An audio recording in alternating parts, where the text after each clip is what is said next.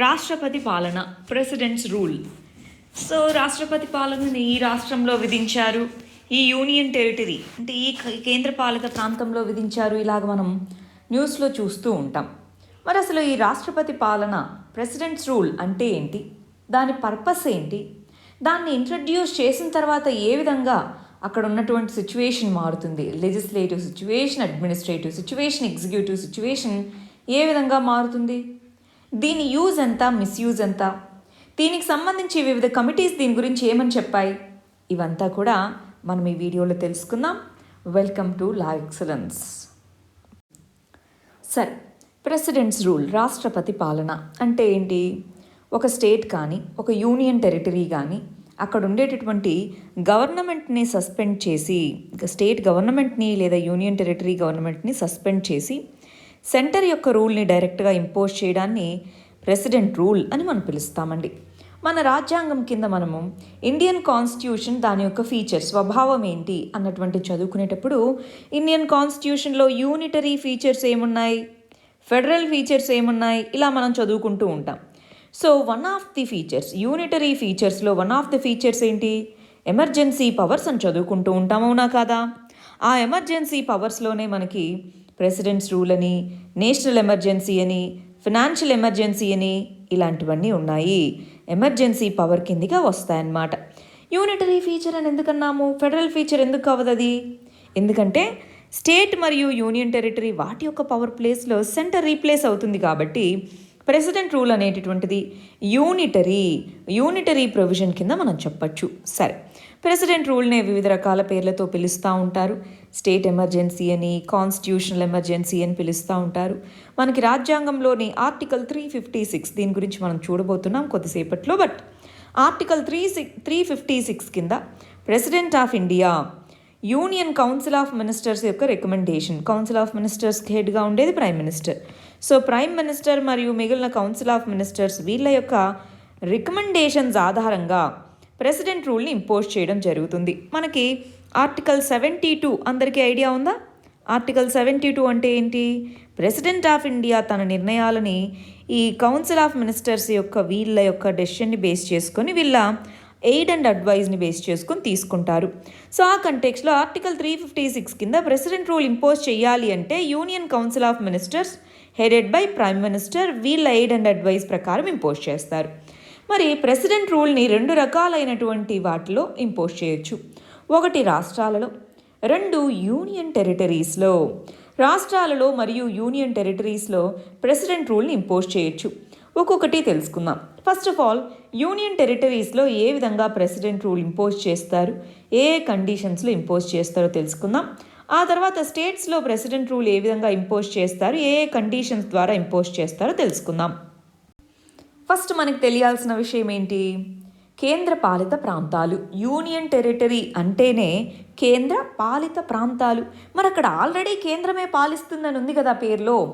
మళ్ళీ దాంట్లో president rule అని చెప్పేసి ప్రెసిడెంట్ యొక్క పవర్ని ఇంపోజ్ చేయాల్సిన అవసరం ఏముంది?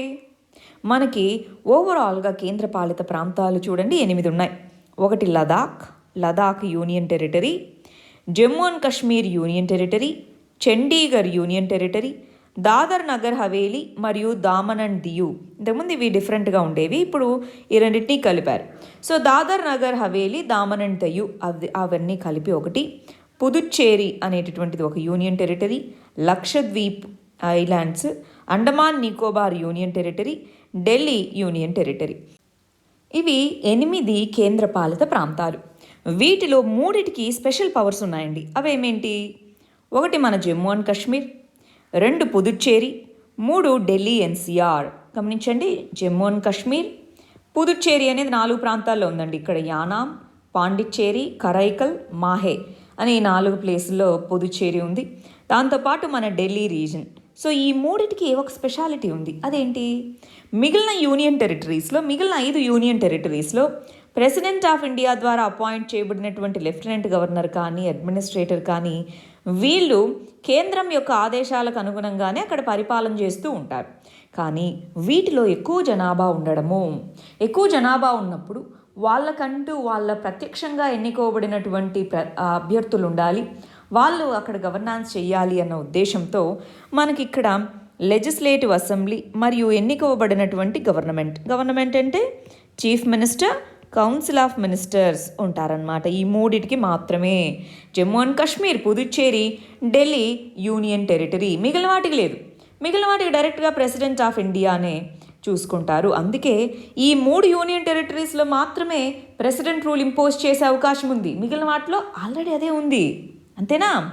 సరే, ఈ మూడిట్లో మరి రీసెంట్గా చూస్తే పుదుచ్చేరి యూనియన్ టెరిటరీలో మరి ప్రెసిడెంట్ రూల్ అనేది ఇంపోజ్ చేసి ఉంది. మరి దానికి సంబంధించిన బేసిక్స్ అవన్నీ మనం ఇక్కడ చూద్దాం.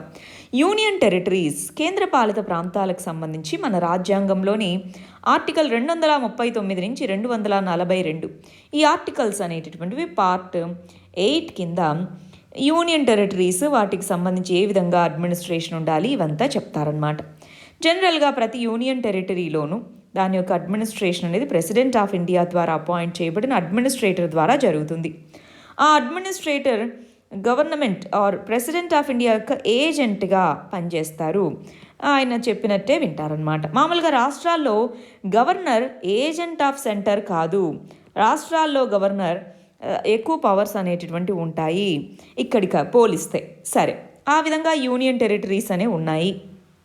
ఆ యూనియన్ టెరిటరీస్కి సంబంధించి గవర్నమెంట్ ఆఫ్ యూనియన్ టెరిటరీస్ చట్టము అనేది తీసుకొచ్చారండి 1963లో.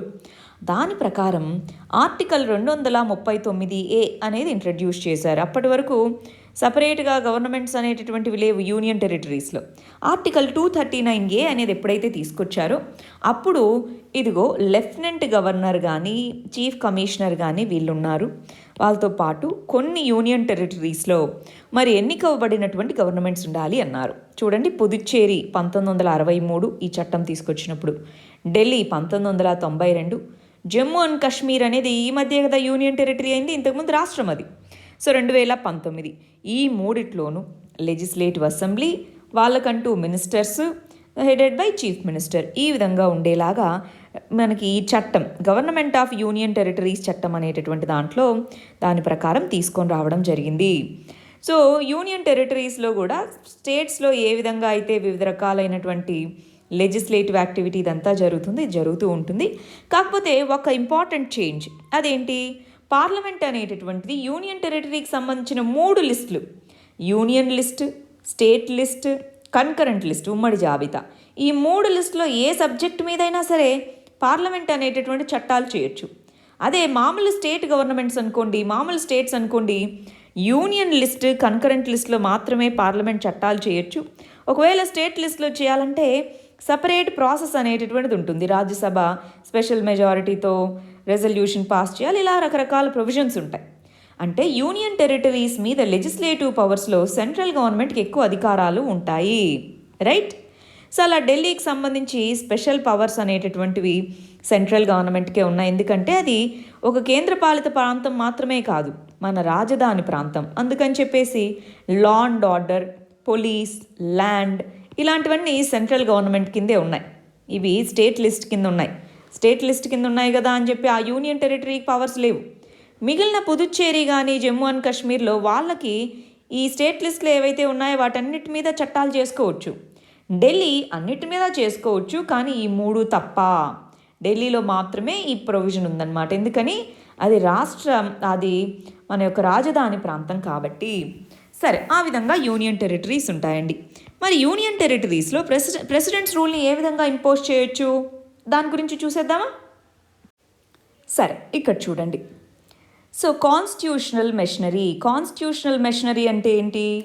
కాన్స్టిట్యూషన్లో మెన్షన్ చేయబడినటువంటి వ్యవస్థలు, మనకి చీఫ్ మినిస్టర్ కానివ్వండి లేదా కౌన్సిల్ ఆఫ్ మినిస్టర్స్ కానివ్వండి, ఇదిగో 1963 చట్టం ప్రకారం ఈ మూడిట్లోనే మీరు గమనిస్తున్నారు కదా, ఈ మూడిట్లోనే ఆ యూనియన్ టెరిటరీస్లోనే ప్రెసిడెంట్ రూల్ అన్నమాట. కాన్స్టిట్యూషనల్ మెషనరీ అంటే సజావుగా రాజ్యాంగబద్ధంగా అక్కడ పరిపాలన జరగకపోతే అప్పుడు ప్రెసిడెంట్ రూల్ని ఇంపోజ్ చేయొచ్చు అన్నమాట. అక్కడ అడ్మినిస్ట్రేటర్, యూనియన్ టెరిటరీకి ఉండేటటువంటి హెడ్ అడ్మినిస్ట్రేటర్ అని, కొన్నిట్లో లెఫ్టినెంట్ గవర్నర్ అని, ఇలా రకరకాల పేర్లతో పిలుస్తాం. మనం స్టేట్లో అయితే గవర్నర్ అని అంటాం, ఇక్కడ కొన్నిట్లో అడ్మినిస్ట్రేటర్ అంటారు, కొన్నిట్లో లెఫ్టినెంట్ గవర్నర్ అంటారు, అలాగా. సో వాళ్ళు రిపోర్ట్ పంపించినా లేదా అదర్వైజ్ ప్రెసిడెంట్ ఆఫ్ ఇండియానే ఇదిగో యూనియన్ టెరిటరీలో అడ్మినిస్ట్రేషన్ అనేటటువంటిది ఈ చట్టం ప్రకారం 1963 చట్టం ప్రకారం జరగట్లేదు అని ప్రెసిడెంట్ ఆఫ్ ఇండియా భావించినా, లేదా యూనియన్ టెరిటరీస్కి సంబంధించి ప్రాపర్ అడ్మినిస్ట్రేషన్ కావాలి అని ప్రెసిడెంట్ ఆఫ్ ఇండియా ఫీల్ అయినా ప్రెసిడెంట్ ఆఫ్ ఇండియా నోటిఫై చేయొచ్చు. ఏమని? ఇదిగో ప్రెసిడెంట్ రూల్ ఇంపోజ్ చేయాలి అని చెప్పేసి ఆర్టికల్ 239 కింద ఇంపోజ్ చేయొచ్చు. దానికి మరి యూనియన్ టెరిటరీస్ అన్నిటికీ ఈ విధమైన అడ్మినిస్ట్రేషన్ అంతా కోఆర్డినేట్ చేసుకునేది మినిస్ట్రీ ఆఫ్ హోమ్ అఫైర్స్ కాబట్టి ministry of home affairs notify చేస్తుంది. ఇదిగో ప్రెసిడెంట్ రూల్ని ఇక్కడ ఇంపోజ్ చేయడం జరిగింది అని చెప్పేసి ఇది నోటిఫై చేస్తుందన్నమాట. మరి ప్రెసిడెంట్ రూల్ని ఇంపోజ్ చేయాలి అంటే క్యాబినెట్ ఆమోదం తెలపాలి. ప్రెసిడెంట్ ఆఫ్ ఇండియాకి కౌన్సిల్ ఆఫ్ మినిస్టర్స్ వీళ్ళు చెప్పినప్పుడు క్యాబినెట్ ఆమోదం చెప్పిన తర్వాత ప్రెసిడెంట్ ఆఫ్ ఇండియా ఓకే అని అన్న తర్వాత అప్పుడు దాన్ని ఇదిగో ప్రెసిడెంట్ రూల్ని యూనియన్ టెరిటరీలో ఇంపోజ్ చేశారని నోటిఫై చేస్తారు. ఇక్కడ గమనించాలండి, ప్రెసిడెంట్ రూల్ని ఏ విధంగా ఇంపోజ్ చేస్తున్నారు ఇక్కడ? ఈ చట్ట ప్రకారం 1963 గవర్నమెంట్ ఆఫ్ యూనియన్ టెరిటరీస్ చట్ట ప్రకారం. అదే స్టేట్స్లో అయితే చూద్దాం. అదే స్టేట్స్లో అయితే ప్రెసిడెంట్ రూల్ అనేటటువంటిది స్టేట్ గవర్నమెంట్ అనేటటువంటిది సస్పెండ్ చేయడము, డైరెక్ట్ రూల్ని సెంటర్ది ఇంపోజ్ చేయడం, స్టేట్ ఎమర్జెన్సీ, కాన్స్టిట్యూషనల్ ఎమర్జెన్సీ అంటాం అనుకున్నాం. సో ఇక్కడ ఏ విధంగా మరి కాన్స్టిట్యూషనల్ ప్రొవిజన్స్ దేన్ని బేస్ చేసుకొని ప్రెసిడెంట్ రూల్ ఇంపోజ్ చేస్తారు? ఆర్టికల్ 356. సో ఆర్టికల్ 356 కింద president of India council of ministers యొక్క అడ్వైస్ కింద ప్రెసిడెంట్ రూల్ని ఇంపోజ్ చేయొచ్చు. ఆర్టికల్ 356 ఏం చెప్తుంది? గవర్నర్ ఆఫ్ ద స్టేట్, ఆ రాష్ట్రం యొక్క గవర్నర్ రిపోర్ట్ పంపించినా లేదా ప్రెసిడెంట్ ఆఫ్ ఇండియా తనకు తానుగా స్టేట్ అనేటటువంటిది కాన్స్టిట్యూషనల్ ప్రొవిజన్స్ ప్రకారం నడవట్లేదు అని సాటిస్ఫై అయినా ప్రెసిడెంట్ రూల్ని ఇంపోజ్ చేయొచ్చు. సరే, ఇక్కడ గమనించండి, ఆర్టికల్ 356 రాజ్యాంగంలో ఆర్టికల్ 356 కింద ప్రెసిడెంట్ రూల్ ఇంపోజ్ చేయడం జరుగుతుంది. సో దీంట్లో కాన్స్టిట్యూషనల్ మెషనరీ ఫెయిల్ అయితే స్టేట్లో కాన్స్టిట్యూషనల్ మెషనరీ ఫెయిల్ అయినప్పుడు ప్రెసిడెంట్ రూల్ని ఇంపోజ్ చేయడం జరుగుతుంది. దానికి సంబంధించిన కండిషన్స్ అవంతా కూడా మనం కొద్దిసేపట్లో చదువుకుందాం. అదేవిధంగా ఆర్టికల్ 365 కింద సెంట్రల్ గవర్నమెంట్ ఇచ్చినటువంటి డైరెక్షన్స్ ఏవైతే ఉన్నాయో వాటిని కనుక స్టేట్స్ ఫాలో అవ్వకపోతే అటువంటి సందర్భంలో కూడా ప్రెసిడెంట్ రూల్ని ఇంపోజ్ చేయొచ్చు. అంటే రాష్ట్రాల్లో 2 కండిషన్స్. ఒకటి ఆర్టికల్ 356 కాన్స్టిట్యూషనల్ మెషనరీ ఫెయిల్ అవ్వడము, రెండోది ఆర్టికల్ 365 ఇక్కడ సెంట్రల్ గవర్నమెంట్ ఇచ్చినటువంటి డైరెక్షన్స్ అనేటటువంటివి స్టేట్స్ ఫాలో అవ్వకపోవడము. ఈ 2 కండిషన్స్లో. అదే యూనియన్ టెరిటరీలో అయితే government of union territories act, ఈ యూనియన్ టెరిటరీస్ యాక్ట్ 1963 కింద ప్రెసిడెంట్ రూల్ని ఇంపోజ్ చేస్తారు. అదే స్టేట్స్లో అయితే ఈ రెండు కండిషన్స్లోనూ ప్రెసిడెంట్ రూల్ని ఇంపోజ్ చేయొచ్చు అన్నమాట. సరే, ఇప్పుడు ఇంకొంత డీటెయిల్డ్గా చూద్దాం. మనకు ఎమర్జెన్సీ పవర్స్ అనేటటువంటి ఉన్నాయి కదా. సో పార్ట్ 18 కింద ఉన్నటువంటి ఎమర్జెన్సీ పవర్స్ ఆర్టికల్ 352 నుంచి ఆర్టికల్ 360 వరకు అన్నమాట. దాంట్లో 3 రకాల ఎమర్జెన్సీస్ అనేటటువంటివి రాజ్యాంగంలో మెన్షన్ చేస్తున్నాయి. అవి ఏమేంటి? ఒకటి ఆర్టికల్ 352 కింద నేషనల్ ఎమర్జెన్సీ అంటారు. రెండోది ఆర్టికల్ 356 కింద ప్రెసిడెంట్ రూల్, దాన్నే స్టేట్ ఎమర్జెన్సీ అని, దాన్నే కాన్స్టిట్యూషనల్ ఎమర్జెన్సీ అని అంటాం. అదే ఆర్టికల్ 360 అనేటటువంటిది ఫినాన్షియల్ ఎమర్జెన్సీ అని చెప్తామన్నమాట. సో ఫినాన్షియల్ ఎమర్జెన్సీ అనేటటువంటిది యుఎస్ఏలో నేషనల్ రికవరీ చట్టము అని ఉంది. సో దాన్ని బేస్ చేసుకొని దీన్ని మన రాజ్యాంగంలో ఆర్టికల్ 360లో ఇంట్రడ్యూస్ చేశాం. సరే, ఇప్పుడు వీటిలో మనము 5 టేబుల్స్ ఇలాంటివి చదవబోతున్నాం. వీటిలో ప్రిలిమ్స్కి సంబంధించినటువంటి దాదాపుగా ఎమర్జెన్సీ పవర్స్కి సంబంధించిన ఇన్ఫర్మేషన్ అంతా కవర్ చేయబోతున్నాం. సరే చూడండి, ఎమర్జెన్సీ పవర్స్లో గ్రౌండ్స్ ఆఫ్ డిక్లరేషన్, దేన్ని బేసిస్ చేసుకొని ఆ ఎమర్జెన్సీని డిక్లేర్ చేయడం జరుగుతుంది? నేషనల్ ఎమర్జెన్సీ అయితే war, external aggression, armed rebellion. So ఈ కండిషన్స్ని బేస్ చేసుకొని ఈ కండిషన్స్ ఉన్నాయి అన్నప్పుడు గవర్నమెంట్ నేషనల్ ఎమర్జెన్సీని ఇంపోజ్ చేయొచ్చు. ఆర్టికల్ 356 కింద ప్రెసిడెంట్ రూల్ని ఇంపోజ్ చేయాలి అంటే కాన్స్టిట్యూషనల్ మెషనరీ బ్రేక్ డౌన్ అయినా, లేదా ఇందాకేమన్నాము సెంట్రల్ గవర్నమెంట్ యొక్క డైరెక్టివ్స్ ఏదైతే ఉన్నాయో వాటిని పాటించకపోయినా ఈ 2 కండిషన్స్లోనూ మరి ప్రెసిడెంట్ రూల్ ఇంపోజ్ చేయొచ్చు అని చెప్తున్నాం. అందుకే మీరు చూసే ఉంటారు. So last time CAA, citizenship amendment act, దానికి సంబంధించి ప్రొటెస్ట్లు జరిగి ఇలా ఉన్నప్పుడు సెంట్రల్ గవర్నమెంట్ డైరెక్టివ్ ఇస్తే ఒకవేళ స్టేట్స్ పాటించకుండా కొన్ని రాష్ట్రాలు మేము వాటిని ఇంప్లిమెంట్ చేయము, మేము పాటించమన్నాయి. సో అటువంటి సందర్భంలో ఏం ఆప్షన్ ఉంటుంది సెంట్రల్ గవర్నమెంట్ దగ్గర అనుకున్నప్పుడు one of the options president rule impose చేయడము అని మనం న్యూస్లో చదివే ఉంటాం అన్నమాట. సో ప్రెసిడెంట్ రూల్ కాకపోతే ఎలా పడితే అలాగ ఇంపోజ్ చేయడానికి ప్రస్తుతానికి పవర్స్ అనేవి లేవు, ఎందుకో కూడా మనం చూద్దాం. సరే, మరి ఏ బేసిస్లో ప్రెసిడెంట్ రూల్ ఇంపోజ్ చేయొచ్చో చదువుకున్నాం.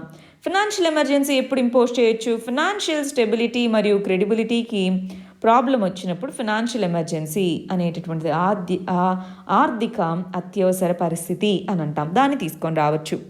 మరి క్రైటీరియాలో క్లాసిఫికేషన్, దీన్ని ఇంటర్నల్ ఎమర్జెన్సీ, ఎక్స్టర్నల్ ఎమర్జెన్సీ అంటే ఇంటర్నల్గా ఏదైనా ఈ ఆర్మ్డ్ రెబీలియన్ ఎలా వచ్చినప్పుడు, ఎక్స్టర్నల్గా వార్ ఇలాంటి సందర్భంలో ఈ రెండు కంటెక్స్ట్లోనూ నేషనల్ ఎమర్జెన్సీని ఉపయోగించవచ్చు. కానీ ఈ రెండిట్లో అలాంటి కంటెక్స్ట్ ఏమీ లేదు. మరి రిటర్న్ రికమెండేషన్ అనేటటువంటిది కావాలా? క్యాబినెట్ అనేటటువంటిది కంపల్సరీగా రిటర్న్ రికమెండేషన్ ఇవ్వాలా? నేషనల్ ఎమర్జెన్సీకి అయితే కంపల్సరీగా కావాలి. ప్రెసిడెంట్ రూల్కి క్యాబినెట్ యొక్క రిటర్న్ రికమెండేషన్ అవసరం లేదు. But in general president rule impose చేసే ముందు క్యాబినెట్ యొక్క ఆమోదాన్ని తీసుకుంటూ ఉంటారు. బట్ రాజ్యాంగబద్ధంగా మనం చూసుకుంటే ఆర్టికల్ 356 కింద అయితే రిటర్న్ రికమెండేషన్ అక్కర్లేదు. అదేవిధంగా ఫినాన్షియల్ ఎమర్జెన్సీకి అక్కర్లేదు. ఈ రిటర్న్ రికమెండేషన్ ఎప్పటి నుంచి అవసరమని చెప్పారు?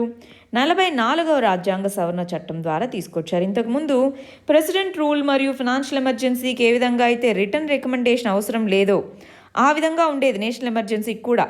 కానీ 44వ రాజ్యాంగ సవరణ చట్టం ద్వారా దీన్ని తీసుకొచ్చారు. సరే, మరి పార్లమెంటరీ అప్రూవల్ కావాలా? ఎస్, కావాలి. ఎప్పుడు? ప్రెసిడెంట్ ఆఫ్ ఇండియా ఇదిగో ఈ ఎమర్జెన్సీ అని ఎప్పుడైతే చెప్తారో చెప్పినటువంటి దాని నుంచి 1 మంత్ పీరియడ్ లోపు దీన్ని మనకి పార్లమెంట్ అనేటటువంటిది ఆమోదించాలి. అలా ప్రతి 6 నెలలకు ఒకసారి కంటిన్యూ చేయాలి అంటే నేషనల్ ఎమర్జెన్సీ ఇవాళ విధించారు. 6 నెలల తర్వాత కంటిన్యూ చేయాలంటే మళ్ళీ 6 నెలల ఎండింగ్కి వచ్చేటప్పటికి పార్లమెంట్ ఆమోదించాలి, మళ్ళీ ఆమోదించాలి.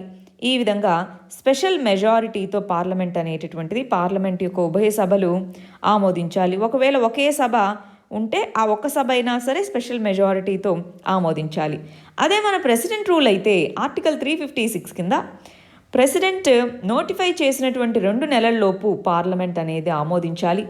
3 సంవత్సరాల వరకు మ్యాక్సిమం పీరియడ్ ఉంటుంది. అదే నేషనల్ ఎమర్జెన్సీ అయితే ఇన్డెఫినైట్ పీరియడ్, ఎన్ని సంవత్సరాలైనా ఉండొచ్చు అన్నమాట. ఇది మ్యాక్సిమం 3 సంవత్సరాలు. మామూలుగా అయితే 1 సంవత్సరం ఉంటుంది. ఆ 1 సంవత్సరాన్ని దాటి ఇంకా ఎక్కువ రోజులు ఇంపోజ్ చేయాలి అంటే ఆ ప్రాంతంలో నేషనల్ ఎమర్జెన్సీ ఉంది అన్నా, లేదా ఎలక్షన్ కమిషన్ అనేటటువంటిది ఇక్కడ మేము ఎన్నికలు కండక్ట్ చేయలేము అని చెప్పినా ఆ 1 సంవత్సరాన్ని ఎక్స్టెండ్ చేసుకుంటూ 3 సంవత్సరాలు చేయొచ్చు. కానీ ప్రతి 6 నెలలకు ఒకసారి పార్లమెంట్ ఆమోదిస్తూ ఉండాలి. ఏ మెజారిటీతో? సింపుల్ మెజారిటీతో ఆమోదించాలి. అదే ఫినాన్షియల్ ఎమర్జెన్సీకి వచ్చేటప్పటికి ప్రెసిడెంట్ ఆఫ్ ఇండియా నోటిఫై చేసిన 2 నెలల్లోపు పార్లమెంట్ ఆమోదించాలి. ఇండెఫినెట్ పీరియడ్ ఎంతవరకు అన్నటువంటి ఎంత పీరియడ్ వరకు దీన్ని కంటిన్యూ చేయాలన్నది కాన్స్టిట్యూషన్లో ఏం చెప్పలేదు. ఇక్కడ ఈ రెండిట్లోనూ 6 నెలలకు ఒకసారి పార్లమెంట్ అప్రూవల్ తీసుకోవాలని ఉంది. కానీ అలాంటి కండిషన్ ఏమీ ఇక్కడ చెప్పలేదు. ఇక్కడ కూడా సింపుల్ మెజారిటీతోనే పార్లమెంట్ ఆమోదించాలి. మరి వెనక్కి తీసుకోవడం, రివోక్ చేయడం ఏ విధంగా? నేషనల్ ఎమర్జెన్సీకి అయితే ప్రెసిడెంట్ లేదా లోక్సభ అనేటటువంటిది సింపుల్ మెజారిటీతో రివోక్ చేయొచ్చు. లోక్సభ ఒక స్పెషల్ సభ పెట్టి ఉన్న వాళ్ళలో 10% వీళ్ళందరూ కూడా రిటర్న్ నోటీస్ ఇవ్వాలి. రిటర్న్ నోటీస్ ఇచ్చేసి తీసేయండి అన్నప్పుడు దీన్ని తీసేయచ్చు. అదే ప్రెసిడెంట్ రూల్ని తీసేయడానికి పార్లమెంట్ ఏమీ నోటీస్ ఇవ్వాల్సిన అక్కర్లేదు. ప్రెసిడెంట్ ఆఫ్ ఇండియానే డైరెక్ట్గా తీసేయచ్చు. ఫినాన్షియల్ ఎమర్జెన్సీకి కూడా అంతే, ప్రెసిడెంట్ ఆఫ్ ఇండియానే డైరెక్ట్గా దాన్ని తీసేయచ్చు. సరే, ప్రెసిడెంట్ రూల్ని లేదా నేషనల్ ఎమర్జెన్సీని లేదా ఫినాన్షియల్ ఎమర్జెన్సీని ఇంపోజ్ చేశారు. ఏ విధమైనటువంటి మార్పులు జరుగుతాయి చూద్దాం. నేషనల్ ఎమర్జెన్సీ టైంలో స్టేట్ లిస్ట్ అనేటువంటి దాంట్లో స్టేట్ లిస్ట్లో ఏవైతే సబ్జెక్ట్స్ ఉంటాయో వాటి మీద సెంట్రల్ గవర్నమెంటు చట్టాలు చేస్తుంది, అంటే పార్లమెంటు చట్టాలు చేయొచ్చు. అదేవిధంగా స్టేట్ లెజిస్లేచర్ చట్టాలు చేస్తుంది. ఫండమెంటల్ రైట్స్ అనేటటువంటివి సస్పెండ్ చేయబడతాయి. ఒక్క 20-21 తప్ప, ఇవి 2 తప్ప మిగిలినవన్నీ సస్పెండ్ చేయబడతాయి. ఆర్టికల్ 358 అనేటటువంటిది ఇదిగోండి, ఆర్టికల్ 19 ఫ్రీడమ్ ఆఫ్ స్పీచ్, ఇవన్నీ ఫ్రీడమ్స్ ఉన్నాయా అవి సస్పెండ్ చేయబడతాయి. ఆర్టికల్ 359 కింద ఒక ఆర్టికల్ 20, 21 తప్ప మిగిలిన వాటన్నిటినీ సస్పెండ్ చేయొచ్చు. ఏ టైంలో? నేషనల్ ఎమర్జెన్సీ టైంలో. సెంట్రల్ గవర్నమెంట్ అనేటటువంటిది స్టేట్స్కి డైరెక్షన్స్ ఇవ్వచ్చు. ఇది చేయండి ఇలాగా సెంట్రల్ గవర్నమెంట్ అనేటటువంటిది డైరెక్షన్స్ ఇవ్వచ్చు. ప్రెసిడెంట్ ఆఫ్ ఇండియా వచ్చేటప్పటికి కాన్స్టిట్యూషనల్గా సెంటర్ స్టేట్స్ మధ్య ఏదైతే డిస్ట్రిబ్యూషన్ జరుగుతుందో, మామూలుగా ఫినాన్స్ కమిషన్ అనేటటువంటిది ఇంత ఇవ్వాలని చెప్తుంది కదా, దాంట్లో మార్పులు చేర్పులు చేయొచ్చు నేషనల్ ఎమర్జెన్సీ టైంలో. లోక్సభ మరియు లెజిస్లేటివ్ అసెంబ్లీ అనేటటువంటిది మామూలుగా వాటికి ఉన్నటువంటి టైం ఎంత అండి? 5 సంవత్సరాలు మ్యాక్సిమం. కానీ ఈ విధంగా నేషనల్ ఎమర్జెన్సీ ఇంపోజ్ చేసినప్పుడు 1 ఇయర్ ఎక్స్టెండ్ చేసుకుంటూ రావచ్చు. కానీ ఒకసారి నేషనల్ ఎమర్జెన్సీ ముగిశాక 6 నెలల వరకు మాత్రమే అవి ఉంటాయి. ఆ తర్వాత ఖచ్చితంగా ఎన్నికలు జరగాల్సిందే. ఏది? వాటి టైం పీరియడ్ అయిపోయి ఉంటాయి. పార్లమెంట్ అనేటటువంటిది డైరెక్ట్గా తానే చట్టాలు చేసుకుంటుంది. స్టేట్ సబ్జెక్ట్స్ మీద చట్టాలు చేయడానికి స్టేట్ గవర్నమెంట్స్ ఆర్ స్టేట్ లెజిస్లేచర్కి పవర్ అనేటటువంటిది ఇవ్వదు. అదే మన ఆర్టికల్ 356 ప్రెసిడెంట్ రూల్ ఇంపోజ్ చేస్తే ఏమవుతుందో చూడండి. పార్లమెంట్ అనేటటువంటిది స్టేట్ లిస్ట్ మీద ఉండేటటువంటి సబ్జెక్ట్స్ మీద చట్టాలు చేస్తుంది. ఇక్కడ ఎమర్జెన్సీ అనేటటువంటిది నేషనల్ ఎమర్జెన్సీ పీరియడ్లో లెజిస్లేచర్ అనేటటువంటిది ఉంటుందండి. దాన్ని ఏమీ సస్పెండ్ చేయరు. అందుకని పార్లమెంటు స్టేట్ లెజిస్లేచర్ 2 చట్టాలు చేసుకోగలిగాయి. కానీ ఇక్కడ స్టేట్ లెజిస్లేచర్ అనేటటువంటి దాన్ని డిజాల్వ్ చేయడం జరుగుతుంది. ఎప్పుడైతే పార్లమెంటు ప్రెసిడెంట్ రూల్ని ఆమోదిస్తుందో డిజాల్వ్ చేయడం జరుగుతుంది. అందుకని స్టేట్ లెజిస్లేచర్ ఉండదు కాబట్టి ఓన్లీ పార్లమెంటే చట్టాలు చేస్తుంది. గవర్నర్ లేదా లెఫ్టినెంట్ గవర్నర్ ఒకవేళ యూనియన్ టెరిటరీ అయితే, సో గవర్నరే ప్రెసిడెంట్ ఆఫ్ ఇండియా యొక్క డైరెక్షన్స్ ప్రకారం గవర్నమెంట్ని నడుపుతూ ఉంటారు. ఇక్కడ గవర్నమెంట్ ఉంటుందండి, ఇక్కడ గవర్నమెంట్ ఉంటుంది కానీ ఇక్కడ గవర్నమెంట్ ఉండదు. గవర్నమెంట్ అనేటటువంటిది ప్రెసిడెంట్ రూల్ ఇంపోజ్ చేసినప్పుడు గవర్నమెంట్ అనేటటువంటిది స్టేట్ ఎగ్జిక్యూటివ్ అంటాం. చీఫ్ మినిస్టర్ వీళ్ళు ఖచ్చితంగా రిజైన్ చేస్తారనమాట. ఫండమెంటల్ రైట్స్ మీద ఎటువంటి ప్రభావాన్ని మరి ఇది చూపించదు. ప్రెసిడెంట్ సెంటర్ యొక్క అథారిటీని స్టేట్స్కి కల్పించవచ్చు. ఆర్డినెన్స్ అనేటటువంటిది స్టేట్ లిస్ట్ మీద చేయొచ్చు. స్టేట్ సబ్జెక్ట్స్ ఏవైతే ఉన్నాయో వాటికి సంబంధించి వాటి మీద పవర్స్ అనేటటువంటిది ప్రెసిడెంట్ డెలిగేట్ చేయొచ్చు. గవర్నర్ ద్వారా వీళ్ళ ద్వారా ఆ పవర్స్ అనేటటువంటివి యూజ్ చేసుకోవచ్చు. అదే ఆర్టికల్ 360 అయితే ప్రెసిడెంట్ ఆఫ్ ఇండియా శాలరీస్ అనేవి డిడక్ట్ చేసేందుకు గాను నోటిఫై చేయొచ్చు. మామూలుగా మిగిలిన వీటిలో అనుకోండి ఎవరికైనా సరే శాలరీస్ తగ్గించవచ్చు, జడ్జెస్కి తగ్గించలేరు. కానీ ఇక్కడ జడ్జెస్ మరియు అదర్ కాన్స్టిట్యూషనల్ అథారిటీకి కూడా ఫైనాన్షియల్ ఎమర్జెన్సీ టైంలో శాలరీస్ తగ్గించవచ్చు. ఇది ఇంపార్టెంట్ బిట్ అండి. రెండోది మనీ బిల్స్, ఫైనాన్షియల్ బిల్స్ అనేటటువంటివి ప్రెసిడెంట్ ఆఫ్ ఇండియా రెఫరెన్స్కి రిజర్వ్ చేయొచ్చు. సెంట్రల్ గవర్నమెంట్ అనేది స్టేట్స్కి ఫైనాన్షియల్గా ఏ విధంగా స్పెండ్ చేసుకోవాలి వాటికి సంబంధించిన డైరెక్షన్స్ పంపించవచ్చు. ఈ విధంగా వాటి యొక్క లెజిస్లేటివ్ ఎగ్జిక్యూటివ్ పవర్స్లో మార్పులు అనేటటువంటివి సంభవిస్తాయి ఈ ఎమర్జెన్సీ టైంలో. మరి ఒకసారి నేషనల్ ఎమర్జెన్సీ కానీ ప్రెసిడెంట్ రూల్ కానీ అయిపోయిన తర్వాత ఎటువంటి సిచ్యువేషన్ ఉంటుందో చూడండి. స్టేట్ లిస్ట్ మీద చేసినటువంటి చట్టాలు ఏ విధంగా ఉంటాయి? అవి కంటిన్యూ అవ్వవు. నేషనల్ ఎమర్జెన్సీ టైంలో స్టేట్ లిస్ట్లో చేసినటువంటి చట్టాలు కంటిన్యూ అవ్వవు. 6 months తర్వాత రివోక్ చేస్తాయి. కానీ ఇక్కడ అవి కంటిన్యూ అవుతాయి. కావాలంటే స్టేట్ లెజిస్లేచర్ అనేది అమెండ్ చేసుకోవచ్చు, రిపీల్ చేయొచ్చు. ఇక్కడ అసలు స్టేట్ లిస్ట్ మీద చట్టాలు ఏం చేయరు ఫైనాన్షియల్ ఎమర్జెన్సీ టైంలో. మరి ఎన్నిసార్లు ఇంపోజ్ చేశారు నేషనల్ ఎమర్జెన్సీని? 3 times ఇంపోజ్ చేశారు. 1962 India China war, 1971 India Pakistan war, 1975లో ఇందిరాగాంధీ టైంలో మళ్ళీ ఇంపోజ్ చేశారు. ప్రెసిడెంట్ రూల్ని మాత్రం ఎన్నోసార్లు ఇంపోజ్ చేశారండి. more than 100 times ప్రెసిడెంట్ రూల్ని ఇంపోజ్ చేశారు. ఇప్పటి వరకు ఫైనాన్షియల్ ఎమర్జెన్సీని ఇంపోజ్ చేయలేదు. Very important. సరే, ఇందాక ఆ టేబుల్ చెప్పేటప్పుడు 44వ రాజ్యాంగ సవరణ చట్టం ప్రకారం ఒక మార్పు జరిగింది అని చెప్పాను ప్రెసిడెంట్ రూల్కి సంబంధించి. మీరు గమనించారా? చూద్దాం. ప్రెసిడెంట్ రూల్ అనేటటువంటిది ఇనీషియల్గా 6 months పీరియడ్ వరకు మాత్రమే అని చెప్పేసి ఉండేదండి. ఆ తర్వాత దాన్ని 3 years వరకు అని ఎక్స్టెండ్ చేసుకున్నారు. పార్లమెంట్ అప్రూవల్ ఎవ్రీ 6 monthsకి ఒకసారి తీసుకొని 3 years వరకు మ్యాక్సిమం పీరియడ్ ఉంటుంది అన్నారు. దాన్ని 44వ రాజ్యాంగ సవరణ చట్టం కింద ఏమన్నారంటే, ఇదిగో ప్రెసిడెంట్ రూల్ అనేటటువంటిది ఇంపోజ్ చేయొచ్చు. సో 1 year కంటే ఎక్కువ ఇంపోజ్ చేయొచ్చు. కానీ 1 ఇయర్ పైన ఇంపోజ్ చేయాలంటే ఈ రెండిట్లో ఏదో ఒక కండిషన్ అనేటటువంటిది మీట్ అవ్వాలి. అవేంటి?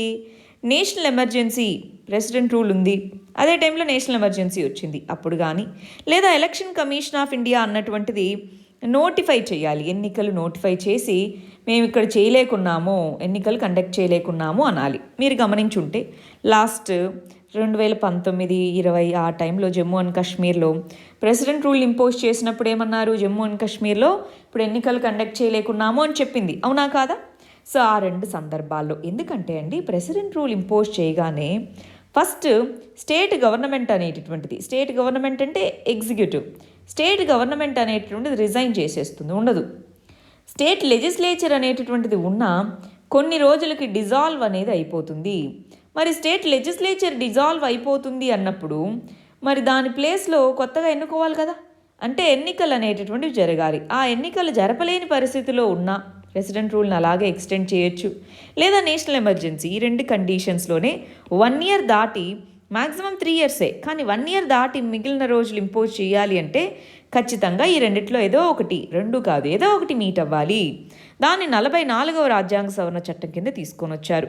మనకి నేషనల్ ఎమర్జెన్సీ కింద చాలా మార్పులు వచ్చాయండి. నేషనల్ ఎమర్జెన్సీని ఇంపోజ్ చేయడం కానీ దానికి సంబంధించిన విషయాల్లో 44వ రాజ్యాంగ సవరణ చట్టం అనేటటువంటిది చాలా మార్పులు తీసుకొచ్చింది. కానీ మన ప్రైమరీగా మన డిస్కషన్ ప్రెసిడెంట్ రూల్ కాబట్టి దాని గురించి మనం ఇప్పుడు అంత డెప్త్కి వెళ్ళట్లేదు. బట్ ప్రెసిడెంట్ రూల్కి సంబంధించి constitutional amendment 44th constitutional amendment ఏం చెప్పింది అన్నది క్లారిటీ కదా.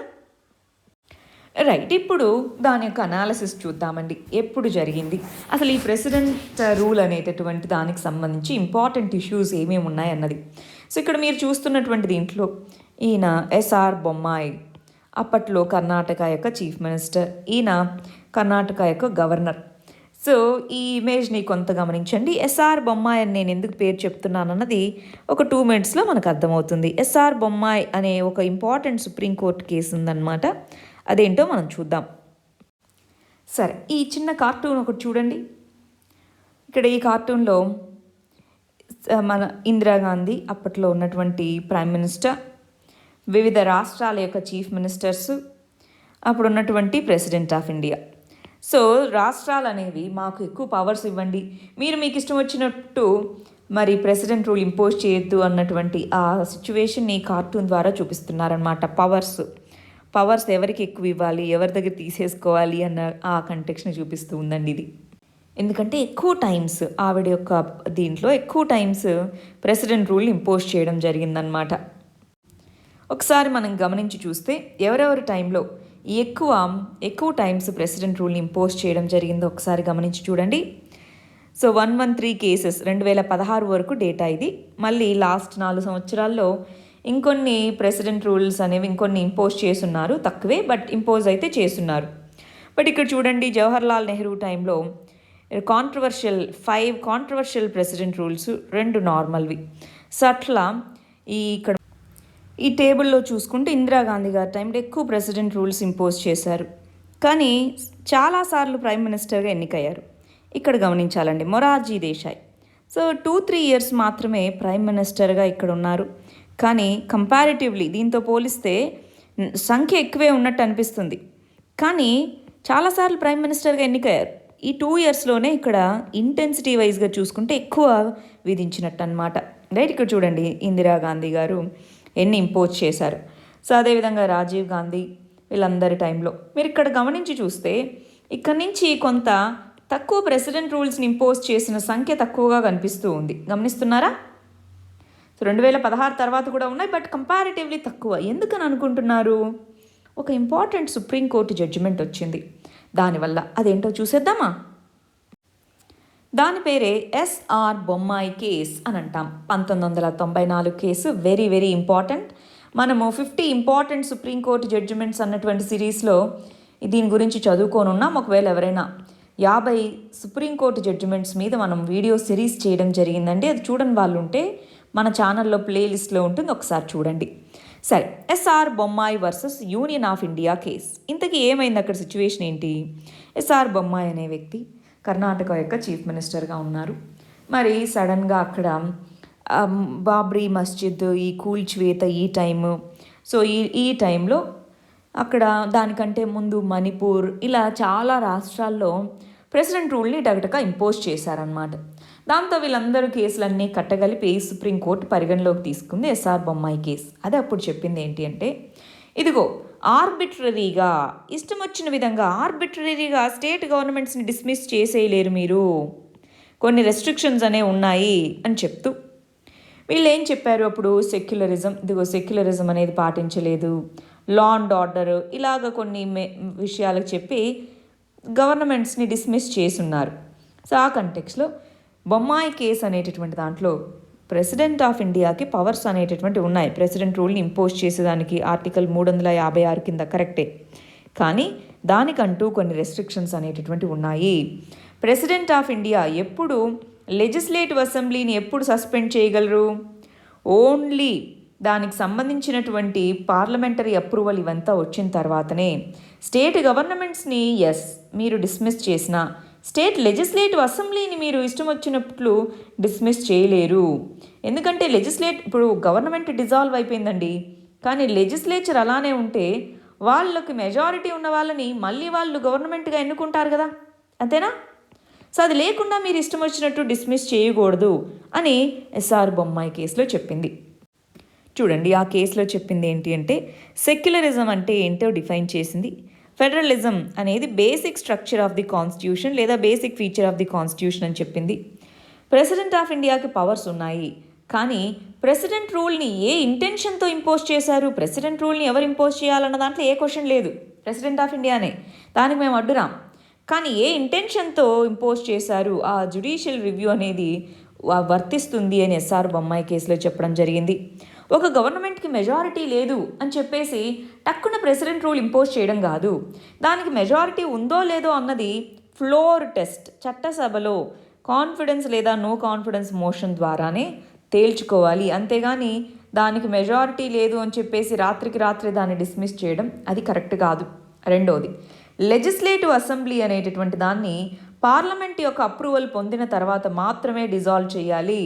పార్లమెంట్ అప్రూవల్ పొందకుండా, ఇప్పుడు చూడండి, ప్రెసిడెంట్ నోటిఫై చేసిన తర్వాత 2 months లోపు పార్లమెంట్ అప్రూవల్ ఇవ్వాలి. సో ఎప్పటి వరకు అయితే అప్రూవల్ ఇస్తుందో అప్పటి వరకు లెజిస్లేటివ్ అసెంబ్లీని డిజాల్వ్ చేయకూడదు. ఈ 3 ఇంపార్టెంట్ పాయింట్స్. వీటితో పాటు ఏ సందర్భాల్లో ప్రెసిడెంట్ రూల్ అనేటటువంటిది ఇంపోజ్ చేయొచ్చు అన్నటువంటి దానికి సంబంధించి కొన్ని గైడ్ లైన్స్ ఇచ్చింది. అవేంటో చూసేద్దామా? చూడండి ఇక్కడ. సో దీని యొక్క మిస్యూజ్ని ప్రివెంట్ చేయడం కోసం ఇచ్చినటువంటి guide lines. Council of ministers ఏదైతే వాళ్ళకి మెజారిటీ ఉందా లేదా అన్నది ఫ్లోర్ టెస్ట్ ద్వారానే తెలుసుకోవాలి. ఒకవేళ సెంట్రల్ గవర్నమెంట్ ఇచ్చిన డైరెక్షన్స్ని స్టేట్స్ పాటించట్లేదు, అది కూడా ఒక గ్రౌండ్ కదా, ఆర్టికల్ 365 కింద. సో దానికి సంబంధించి ఒకవేళ మీరు ప్రెసిడెంట్ రూల్ ఇంపోజ్ చేయాలంటే ముందుగా వార్నింగ్ ఇవ్వండి, 1 వారం అలా టైం ఇవ్వండి, ఎందుకు ఇలా చేస్తున్నారు అని, అది చూడండి. రెండోది, కోర్ట్ అనేటటువంటిది council of ministers president of ఇండియాకి అడ్వైజ్ ఇవ్వడం ద్వారా president of India president rule impose చేయొచ్చు, దాన్ని క్వశ్చన్ చేయదు. కానీ ఏ బేసిస్తో మరి ప్రెసిడెంట్ రూల్ ఇంపోజ్ చేశారన్నది క్వశ్చన్ చేస్తాము.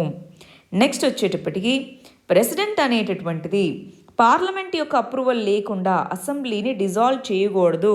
ఇంకొక ఇంపార్టెంట్ పాయింట్, ఆర్టికల్ 365 అన్నటువంటిది కాన్స్టిట్యూషనల్ మెషనరీ అనేటటువంటిది బ్రేక్ డౌన్ అది అయినప్పుడు మాత్రమే ఇంపోజ్ చేయాలి, అడ్మినిస్ట్రేటివ్ మెషనరీ కాదు. అడ్మినిస్ట్రేషన్ ప్రాపర్గా లేదన్నది గ్రౌండ్ కాదు. కాన్స్టిట్యూషనల్ సిస్టమ్స్ ఏదైనా ఫెయిల్ అయితే అప్పుడు ఇంపోజ్ చేయాలి. అది ఈ పాయింట్స్ చెప్పారు. చెప్తూ ఇదిగో ఎప్పుడెప్పుడు ప్రెసిడెంట్ రూల్ ఇంపోజ్ చేయొచ్చు, స్టేట్ లెజిస్లేచర్ అనేటటువంటి దాంట్లో ఒక లీడర్ని ఎన్నుకోలేకపోయినప్పుడు, అంటే ఎవరికీ మెజారిటీ లేనప్పుడు. సో దాన్ని ఏమంటాము, హంగ్ అసెంబ్లీ అంటాము. సో అలా హంగ్ అసెంబ్లీ అనేటటువంటిది ఫామ్ అయినప్పుడు, లేదు కొన్ని పార్టీస్ ఇవన్నీ కలిసి గవర్నమెంట్ని ఫామ్ చేశాయి, కొయిలీషన్ ఫామ్ చేశాయి, కానీ డిసగ్రిమెంట్స్ వాళ్ళ దానివల్ల అది కొలాప్స్ అయిపోయింది, అప్పుడు ఇంపోజ్ చేయొచ్చు. లా అండ్ ఆర్డర్కి సీరియస్ బ్రేక్ డౌన్ అనేది వచ్చింది, అప్పుడు ఇంపోజ్ చేయొచ్చు. ఎలక్షన్స్ అనేటటువంటివి లెట్సే గవర్నమెంట్ అనేటటువంటిది 5 సంవత్సరాలు అయిపోయింది, ఎలక్షన్స్ కండక్ట్ చేయాలి, కానీ ఎలక్షన్స్ కండక్ట్ చేయలేని పరిస్థితి. సో అలాంటప్పుడు ప్రెసిడెంట్ రూల్ని ఇంపోజ్ చేయొచ్చు. స్టేట్ అసెంబ్లీకి సంబంధించి మెజారిటీ అనేది కోల్పోయినప్పుడు, ఫర్ ఎగ్జాంపుల్ పుదుచ్చేరి రీసెంట్గా ఇక్కడ యూనియన్ టెరిటరీ యొక్క లెజిస్లేచర్లో వాళ్ళు మెజారిటీ కోల్పోయారు. సో అలాంటప్పుడు ఇన్సర్జెన్సీ లేదా రెబీలియన్ అనేటటువంటిది చాలా హ్యూజ్ స్కేల్లో సర్జ్ అవుతూ ఉంది. అలాంటి సందర్భంలో ప్రెసిడెంట్ రూల్ ఇంపోజ్ చేయొచ్చు, అంతేగాని మీకు ఇష్టం వచ్చినట్టు ఆర్బిట్రరీగా కాదు అన్నది ఎస్ఆర్ బొమ్మాయి కేసులో సుప్రీంకోర్టు చెప్పినటువంటి తీర్పు. ఈ కంటెక్స్లో దీనికి సంబంధించి ఒకసారి చూడండి. కాన్స్టిట్యూషనల్ అసెంబ్లీ డిబేట్స్లోనే అన్నారు దీన్ని మిస్యూజ్ ఎక్కువ ఉంటుంది అని. కానీ కాన్స్టిట్యూషన్ని ఫ్రేమ్ చేసేటప్పుడు doctor B R Ambedkar president rule అనేటటువంటిది డెడ్ లెటర్గానే ఉంటుంది, అంటే దాన్ని అంతగా ఉపయోగించకపోవచ్చు అన్నారు. కానీ ప్రాక్టికల్గా చూస్తే ఎన్నోసార్లు ఇది ఉపయోగించింది, 100కు పైగా సార్లు. రైట్. సో అసలు ఏం చేస్తున్నాయి? పొలిటికల్ రైవలరీస్, అంటే సెంట్రల్ గవర్నమెంట్లో వేరే పార్టీ, స్టేట్ గవర్నమెంట్స్లో వేరే పార్టీ అనేటటువంటిది ఉన్నప్పుడు ఈ ఆర్టికల్ 365ను ఉపయోగించి డిజాల్వ్ చేయడము ఈ విధంగా. ఫర్ ఎగ్జాంపుల్ మనకి 1959లో జూలై ఆ టైంలో ఈఎంఎస్ నంబూదిపాద్ర అక్కడ కమ్యూనిస్ట్ గవర్నమెంట్ అనేటటువంటిది ఫామ్ అయింది. ఫస్ట్ టైం కాంగ్రెస్ కాకుండా వేరే పార్టీ మరి గవర్నమెంట్ని ఫామ్ చేసింది. అప్పట్లో ఫస్ట్ దాన్ని డిస్మిస్ చేశారు. జవహర్లాల్ నెహ్రూ టైంలో దాన్ని డిస్మిస్ చేయడం జరిగింది. ఆ తర్వాత 1975 నుంచి 79 ఈ టైంలో 21 సార్లు ప్రెసిడెంట్ రూల్ని ఇంపోజ్ చేశారు. దీన్ని మిస్యూజ్ ఆఫ్ పవర్గా చెప్పుకోవచ్చా? సో ఒకటి వచ్చేటప్పటికి యూనిటరీ టెండెన్సీ. ప్రెసిడెంట్ రూల్ అనేటటువంటిది యూనిటరీ టెండెన్సీకి అద్దం పడుతుంది. సో అదొకటి. రెండోది ఇది ఒక పొలిటికల్ టూల్గా ఉంది. పొలిటికల్ టూల్గా దీన్ని ఉపయోగిస్తున్నారు ప్రాక్టికల్ టూల్గా కంటే. సో ఇది ఒక పొలిటికల్ టూల్. దీనివల్ల దీన్ని యూజ్ చేస్తున్నటువంటి దీనివల్ల ఫెడరలిజం అనేటటువంటిది దెబ్బతింటుందా లేదా? సో ఫెడరల్ స్పిరిట్ అనేటటువంటిది దెబ్బతినడము. సో ఈ విధంగా ఇవన్నీ కూడా దానికి ఉండే క్రిటిసిజమ్స్ అన్నమాట. ప్రెసిడెంట్ రూల్ అనేటటువంటి దాన్ని మనము ఇష్టం వచ్చినట్టుగా ఉపయోగిస్తున్నారు. కానీ ఎస్ఆర్ బొమ్మాయి కేసు తర్వాత కొంతవరకు రిలీఫ్ అనేటటువంటిది రావడం జరిగింది. నెంబర్ ఆఫ్ టైమ్స్ ఇంపోజ్ చేయడం అనేటటువంటిది కొంతవరకు బెటర్ అయింది అన్నది ఇక్కడ మనం తెలుసుకోవాల్సిన విషయం అండి. ముందున్న దాంతో పోలిస్తే ఎస్ఆర్ బొమ్మాయి అనేది ఒక వాటర్ షెడ్ కేసు లాగా మనం పరిగణించవచ్చు. ఇక్కడ చూడండి, 2015లో సర్కారియా కమిటీ అనేటటువంటిది ఇండిపెండెన్స్ నుంచి 100 సార్లు అప్పటికే దీన్ని వినియోగించున్నారు. సో పొలిటికల్ కన్సిడరేషన్స్ అనేటటువంటిది మేజర్ ప్రాబ్లంగా ఉంది. జెన్యూన్ కన్సర్న్స్ కాదు, పొలిటికల్ కన్సిడరేషన్సే. రైట్. ఇందిరాగాంధీ టైంలో కానివ్వండి, ఆ తర్వాత కానివ్వండి, జనతా గవర్నమెంట్. సో కాంగ్రెస్ ఏ రాష్ట్రాల్లో అయితే స్టేట్ గవర్నమెంట్స్లో కాంగ్రెస్ ఉందో వాటన్నిటినీ డిస్మిస్ చేశారు వీళ్ళు ఎన్నికవగానే. సో మణిపూర్ అనేటటువంటిది మోస్ట్ ఫ్రీక్వెంట్గా ఆర్టికల్ 356ని ఇంపోజ్ చేయడం జరిగింది. ఉత్తరప్రదేశ్, బీహార్ వీటిలో ఎప్పుడైతే వీళ్ళు పెద్ద రాష్ట్రాలు ఎక్కువ సీట్స్ ఉంటాయి, దాంట్లో కొయిలేషన్ పార్టీస్ వచ్చినప్పుడు ఒకరికొకరు సపోర్ట్ విత్డ్రా చేసుకోవడము, దీంతో ఇలాగా ఎక్కువగా ప్రెసిడెంట్ రూల్స్ ఇవన్నీ ఇంపోజ్ చేయడం అవి ఎక్కువగా ఉన్నాయి. ఇలాంటి సందర్భంలో మరి ప్రెసిడెంట్ రూల్కి సంబంధించి వివిధ రకాల రికమెండేషన్స్ ఏమేమి ఉన్నాయి చూద్దాం. మొదటి administrative reforms commission, first ARC అంట. ఫస్ట్ ఏఆర్సీ వచ్చేటప్పటికి ఇదిగో గవర్నర్ ప్రెసిడెంట్స్ రూల్కి సంబంధించి రిపోర్ట్ పంపిస్తారు కదా, అది ఆబ్జెక్టివ్గా ఉండాలి. గవర్నర్ అనేటటువంటి వ్యక్తి తన ఓన్ జడ్జిమెంట్ని వాడాలి, అంతేగాని సెంట్రల్ గవర్నమెంట్కి ఫేవర్గా ఉండాలని అలాగే చేయకూడదు. నెక్స్ట్ రాజమన్నార్ కమిటీ వచ్చేటప్పటికి ఇది తమిళనాడు స్టేట్ గవర్నమెంట్ వీళ్ళు అపాయింట్ చేసింది. ఆర్టికల్ 356, 357 ఏదైతే ఉన్నాయో అసలు వాటిని తీసేయాలి. ఇది చాలా ఆర్బిట్రరీగా దీన్ని వాడుతున్నారు అని చెప్పేసి అసలు దీన్ని తీసేయాలి అన్నదే దాని రికమెండేషన్. నెక్స్ట్ సర్కారియా కమిషన్ వచ్చేటప్పటికి ఆర్టికల్ 356 అనేటటువంటిది రేర్ కేసెస్లో మాత్రమే ఉపయోగించాలి. అన్అవాయిడబుల్, ఇంకా అసలు ఏ పద్ధతి లేదు, ఖచ్చితంగా కాన్స్టిట్యూషనల్ మెషినరీ బ్రేక్ డౌన్ అయింది, దాన్ని మళ్ళీ రిస్టోర్ చేయడానికి వాడాలి అన్నప్పుడు మాత్రమే రేరెస్ట్ కేసెస్లోనే దీన్ని వాడాలి అన్న సర్కారియా కమిషన్ చెప్పింది. ఎస్ఆర్ బొమ్మాయి జడ్జిమెంట్ ఇందాకే చదువుకున్నాం. ఎస్ఆర్ బొమ్మాయి జడ్జిమెంట్లో ఆర్టికల్ 356 కింద ఏ టైమ్స్లో ప్రెసిడెంట్ రూల్ ఇంపోజ్ చేయొచ్చో ఒక లిస్ట్ ఇచ్చి అదే చూడండి. హంగ్ అసెంబ్లీ ఉన్నప్పుడు ఫ్లోర్ టెస్ట్ అనేటటువంటి చూడాలి, అంతేగాని ఎవరిని కన్సల్ట్ చేయకుండా మీ ఎవరికి మెజారిటీ ఉందో నిరూపించుకోండి, బల నిరూపణ చేయకుండా ప్రెసిడెంట్ రూల్ ఇంపోజ్ చేయొద్దు అని చెప్పారు. Next justice Venkat Chelliah commission, ఇది national commission on review of constitution అంటామండి. National commission for review of working of constitution అనేటటువంటి కమిటీ. దీంట్లోనూ ఆర్టికల్ 356 అన్నటువంటిది చాలా తక్కువగా వినియోగించుకోవాలి. సో మిగిలిన అన్ని ఆప్షన్స్ అయిపోయిన తర్వాత ఓన్లీ లాస్ట్ రిసార్ట్గా మాత్రమే దీన్ని ఉపయోగించాలి. అది ఎం వెంకట్ చెల్లయ్య కమిషన్ చెప్పింది. లేటెస్ట్గా పూంచీ కమిషన్ 2007లో ఈ కమిషన్ కూడా ఆర్టికల్ 355, 356 అనేటటువంటిది అమెండ్ చేసి స్టేట్స్ని ప్రొటెక్ట్ చేయాలి.